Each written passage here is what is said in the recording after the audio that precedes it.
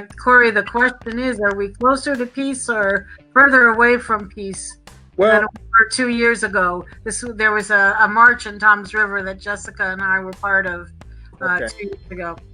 So that's Oh, the current question. you said, are we closer to peace? Is that the question? Yeah, or further away Uh, from it.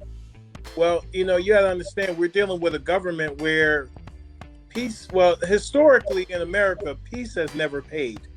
Yeah, Okay. good War point. has always been the money, the cash cow.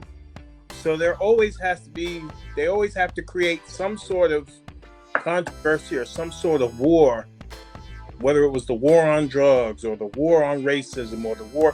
There was always some kind of war that they always had to create. And in this latest makeup war that they're saying, oh, there's a war on police. Holding police accountable is not waging war against them. We're holding them accountable, and really they're waging the war on us.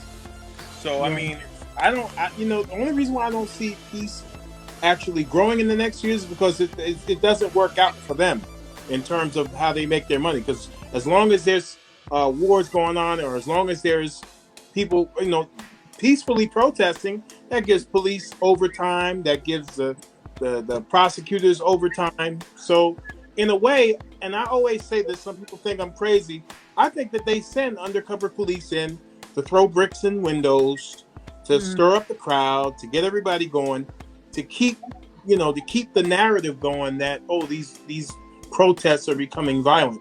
I don't think 99% of the time, if they do get violent, that it's us that created it.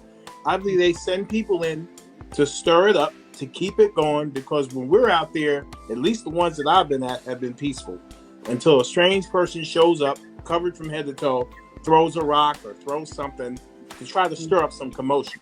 So, I mean, it would be a good idea for peace to grow in the next 2 years, but they're not going to make much money that way. So they have to keep things going.